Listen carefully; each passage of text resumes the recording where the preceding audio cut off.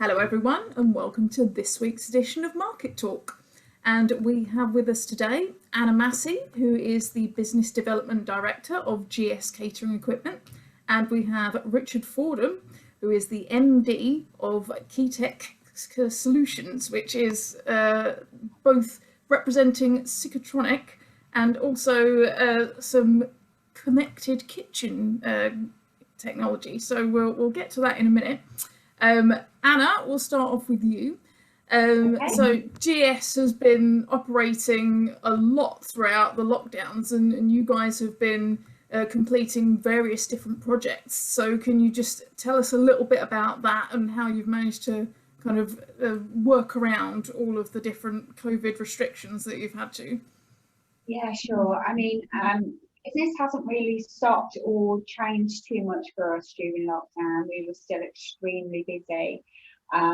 We had over 36 project orders last year, and going throughout the year. So we were working actively during lockdown.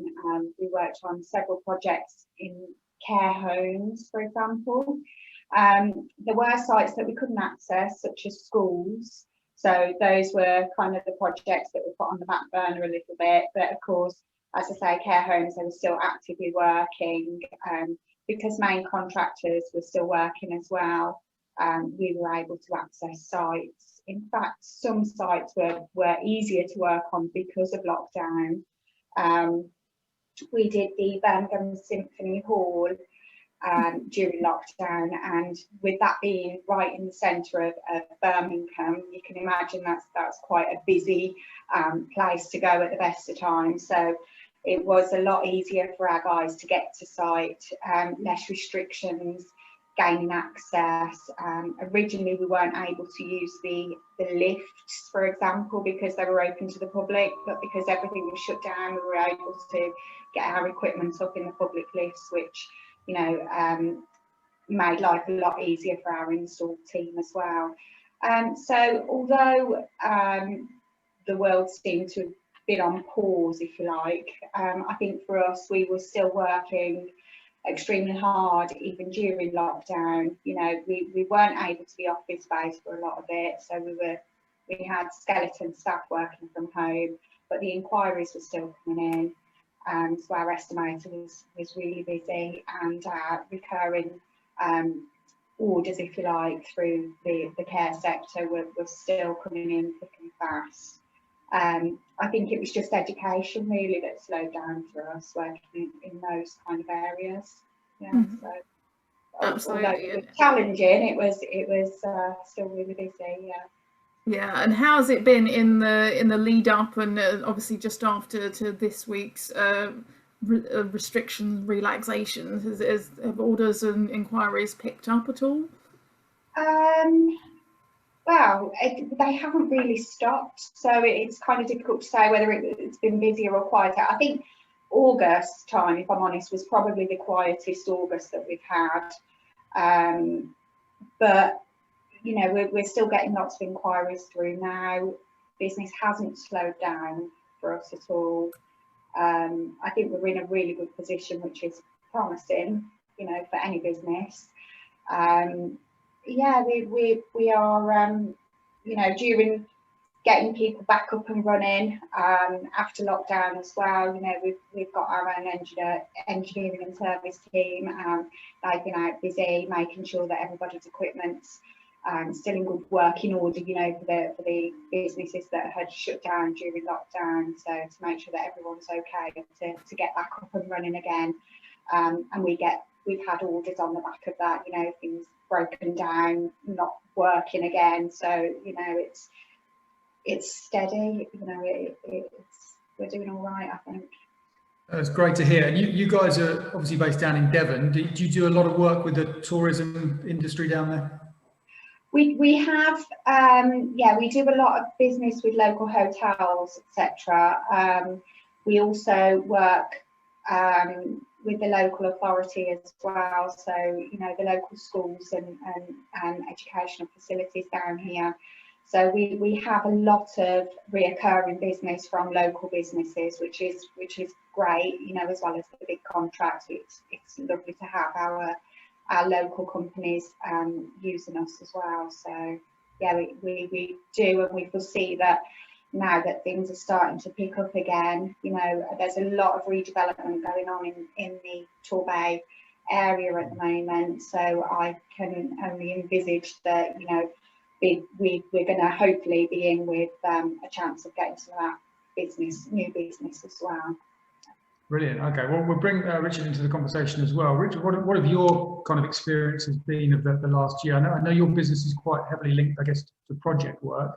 Has that been? Yeah, it's been very interesting. I mean, obviously, when we had the first sort of shutdown in March, everything stopped for a couple of months, I suppose.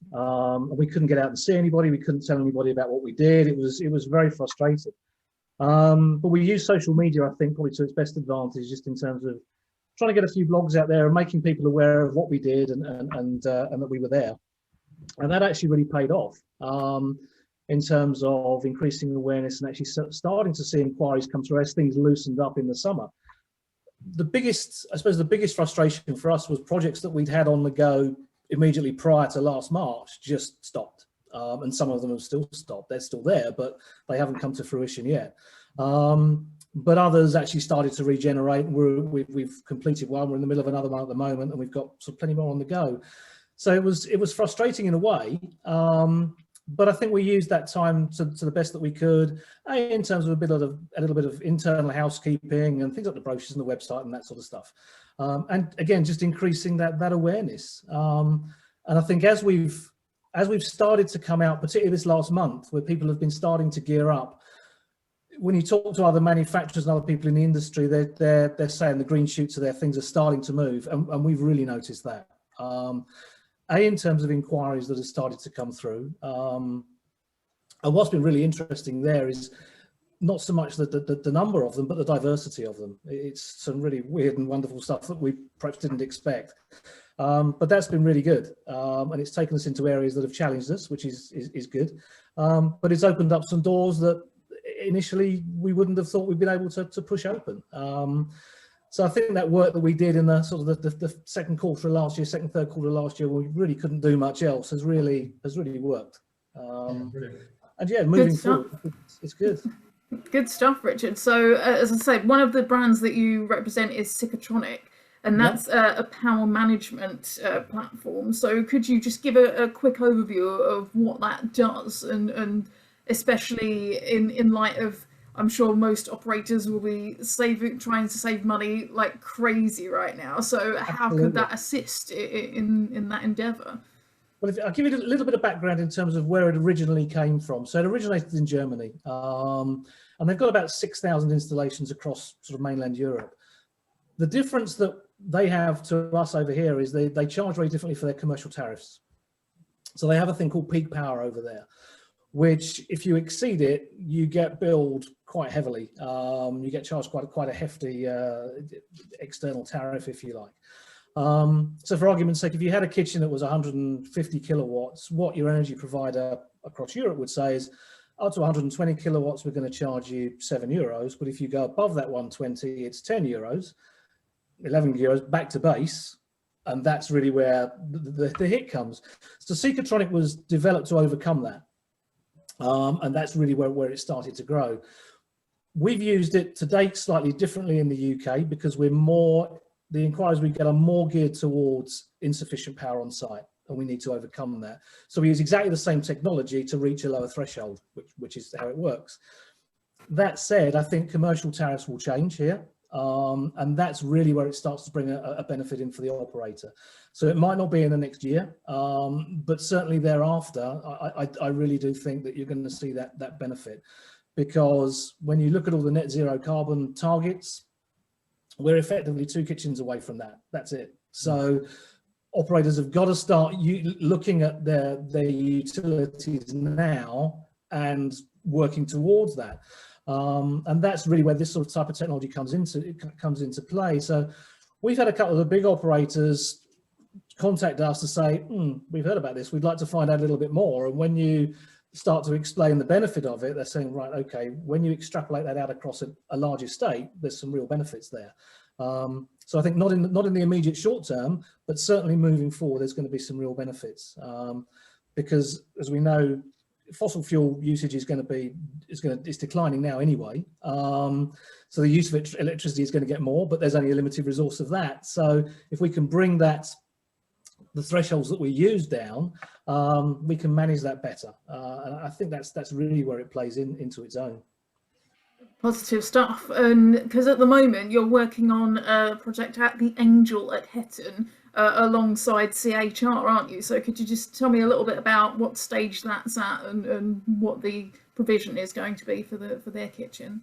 Yeah, I mean that's a really interesting one, because the Angel is in a pretty remote location, and CHR approached us to overcome a problem of power availability there. The kitchen is going to be stunning when it's done. By the way, it's absolutely beautiful.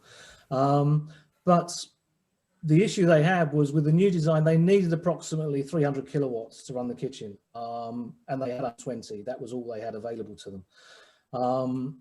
So all the calculations, and we're going to be running that kitchen on 119, which will be its maximum threshold. So it's a massive reduction. The alternative for Michael Wignall up there was a new supply. And the issue that we've come across with some of the energy providers here is, yes, you can have a new supply, but A, the cost is huge, and B, the time frame. We worked on a project which is ongoing at the moment, where the power company couldn't actually tell the client when the new substation, whether it would be this year or next year, which really wasn't a help in terms of them putting the project together. So that's when we got called in. So again, it helps to overcome the issues there. The other thing that we've done with the Angel is sort of pre-prepared it for the connected kitchen. So we've put all the connections and cabling in to connect as many appliances that we can do there, which helps to future-proof it in terms of data that is now critical to everyone's operation. And I think when you look at everyone coming out of lockdown, particularly from an operator's point of view at the minute, most of those people have incurred just horrific losses in terms of revenue over the last year. It's been really, really tough for the whole industry. So their primary aim, or a lot of people's primary aim, is to try and recover that. Now, there's only 3 ways you can do that. 1 is to sell more product, 2 is to put your prices up, or 3 is to reduce your overhead. I can't do anything on the first 2, but hopefully we can help with the third one with reducing the cost of utilities and management, which is where the connectivity comes in. Yes, indeed. Connectivity is a huge theme at the moment for operators, and I think it will be even more so as we emerge from the pandemic and everybody's looking at reducing utility costs. Anna, does some of those points chime with you? Are you finding now that conversations with care homes and schools are increasingly turning to the kind of cost saving and energy efficiency conversation? Yeah, definitely. That's something that people have been looking at for quite a while, actually, and they do come to us to say, we want to make our kitchen more energy efficient. They want us to recommend brands, products. We see a lot of sites now that want induction rather than gas cooking. Yeah, it's definitely somewhere where customers are going now and kind of want to move into that kind of area rather than staying with the old, as I say, the heavy gas equipment. They are looking for cost saving and environmentally friendly equipment. Yeah, there's obviously many kind of factors there, as you said, in terms of the benefits of moving to that that kind of model. Do you feel like operators are at a point now where they're kind of comfortable using the technology that is associated with that kind of equipment and that kind of technology?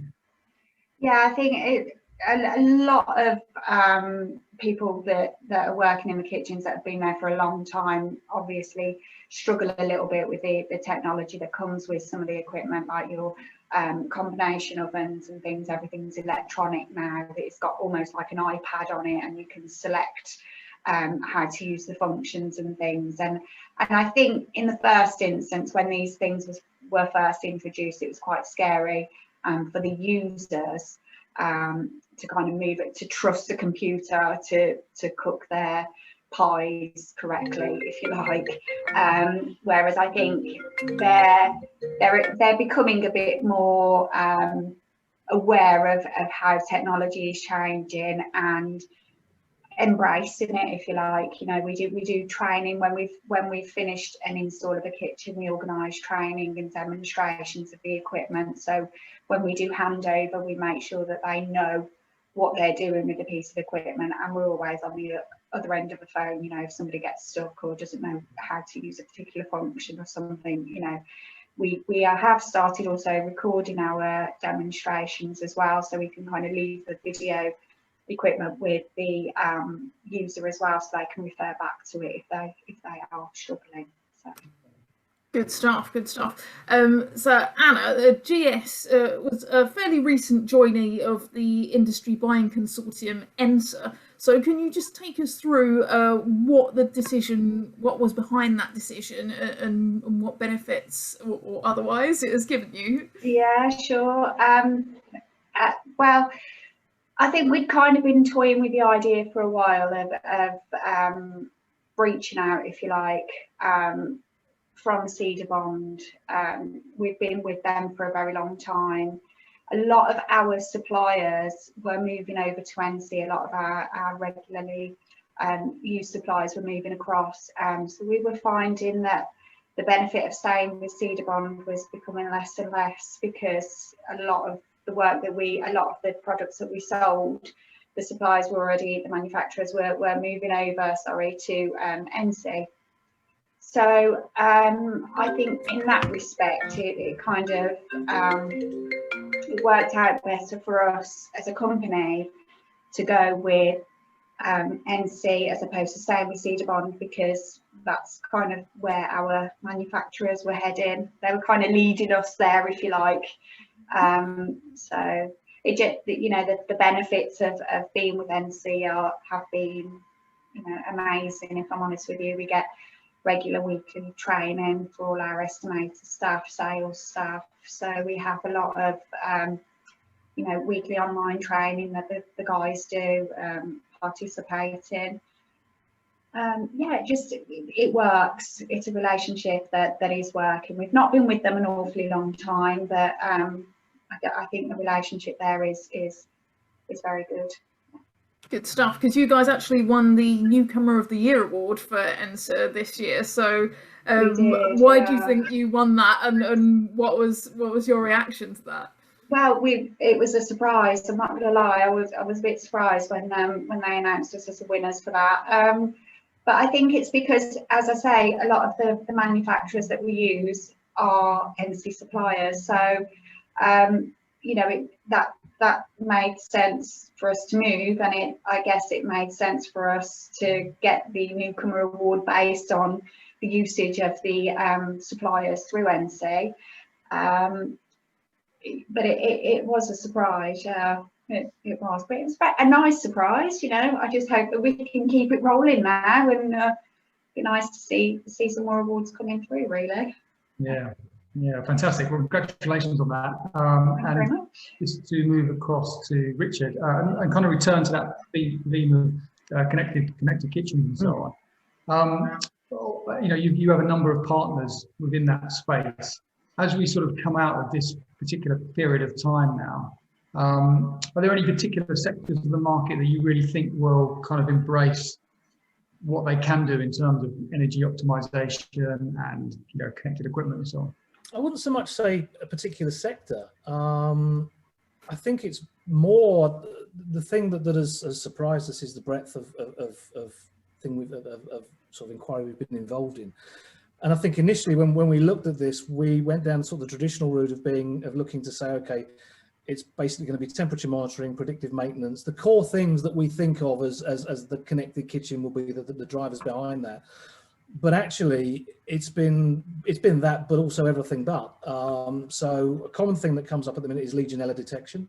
Leak detection is another. And I think it's more, when you look at an operator, if you look at some of the restaurant chains and the large operators, going back to that earlier point in terms of reduction of overheads or management of overheads, it's also about loss management. So if you can put a system in there that helps to reduce that possibility. So again, things like, we can put current detectors on individual pieces of equipment or the extract system, so that if it's drawing more current, there may be a fault there that needs to be investigated. So that looks after our predictive maintenance side of things. Temperature monitoring is a reasonably easy one. But then again, a lot of these things are not binary decisions or not binary sets of data. Yeah. So it may be that you have a spike in your refrigeration. Yes, it might be that someone's just left the door open. It might be there's a product failure. It could be all sorts of things. So you've got to work out and eliminate the sort of false positives and false negatives. So there's two sort of solutions that we have. We have the Cool Zone one, which is our wireless solution, which is really easy to deploy and extremely flexible. And then we have Keycon, which is the wired solution, which is more geared towards the European OPC UA route. So that's accessing manufacturers' APIs and that type of data. Yeah. At the moment, they're two very separate camps. But I see, my own view is that in time, you'll have a hybrid of both, because the wired system can't measure things like, per se, air quality or things like that. Whereas the wireless system at the minute has a problem extracting data from smart appliances. So we've got constant dialogue with manufacturers saying, we know we need this, we know we've got to work with this horizontal platform. How do we do it? And our viewpoint from the very start of this is giving the operator what they want. We're not so much governed by and not so much geared to what the manufacturer wants to provide. It's what does the operator need out of this? And whilst we might start with the temperature monitoring and the predictive maintenance, it always goes on into other areas.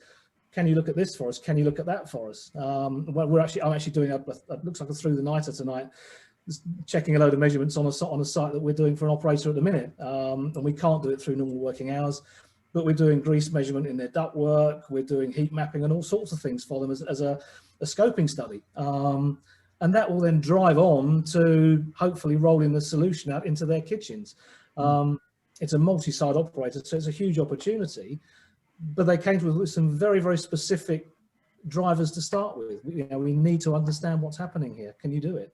So it's a little bit of a challenge, but the sensors have been in for about 4 weeks, and we'll go and check the first measurements tonight. And the stuff, I mean, a lot of it we're looking at remotely anyway, and feeding back to them, but there's some stuff that we have to do on site, which is what we'll do tonight. So it's going to be an interesting one. You also do something called density management for restaurants, which obviously sounds like it's quite pertinent at the moment because of the way that the amount of people that restaurants are allowed in and the issue of mask wearing and so on. Can you tell us a little bit about that, and does that have a sort of future beyond COVID? I think it can do, yeah, definitely. I mean, it was obviously it was geared towards COVID at the very start. In terms of maintaining that 2 meter social distance and everything else that we're obviously fully aware with.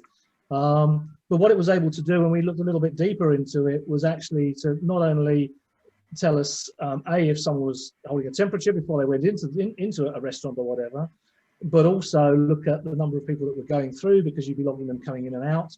And I think moving on, then, yeah, absolutely, it's got applications. And again, one of the things we've been asked to look at is say throughput through the restaurant linked to air quality. If CO2 levels are too high, we need to be able to manage that and measure that. So the whole thing all meshes together. But absolutely, I think as it moves on, there's new technologies and new sensors coming out all the time. And some of the things we've been asked to look at, initially you think, oh, I don't know if we can. And then when you investigate it, actually, yes, we can do that. And yeah, it's been a real challenge, but a real education as well. The nice thing is as well that some of the manufacturers now, European manufacturers, I think initially were more au fait with this. Hence, you've seen the prevalence of a lot of those European manufacturers developing their own apps. For us here, I have to say Falcon have done their thing with their connected kitchen, or their connected system, which has been terrific. And that's really the way it needs to go. And I think from our point of view, being able to offer a horizontal and a completely agnostic platform is a real benefit. And that's what the operators are wanting. They don't want 10 different apps. They want one platform. So we're currently working on integrating Seekertronic into this as well. So rather than have Seekertronic and Cool Zone or Keycon, it all wraps into one. So there's a bit of work to do with that in terms of getting the two systems to talk. But as we found over the last year, none of this is not doable. It's a challenge, but it's not doable. It's not, not impossible. Fingers crossed it all comes together. We're approaching the end of our time together now, but I'll just finish off with one more question for you, Anna. What do you think the rest of this year is going to bring for GS? How are you seeing trading prospects? Exciting, I think. I'm actually looking forward to this year. I think with everything starting to reopen again, and with you know, business getting back up and running, I think that Richard touched on it earlier with some of the projects that he was working on being put on hold, and we've seen a lot of that for some of the, you know, for projects, schools and stuff that we've inquired for, that have kind of been put on hold, jobs that we've quoted that they've said, oh yeah, we're not actually, it's been extended for another 5 months or something. So I'm hoping that things will start to pick up again in other areas that were affected a lot by COVID. And I'm excited to see that, you know, we can build on relationships that we've already got and hopefully forge forward on some of those projects. And yeah, fingers crossed. You know, I'm looking forward to a good year with GS. Yeah, I think we've got everything in place, and I think we're in a good position. I am hopeful this year that we will get you know, see some more business coming through. Brilliant stuff. Well, thank you very much, Anna. Thank you very much, Richard. Thank you. And thank you for joining us, everybody, for this week's Market Talk, and we'll see you again next week.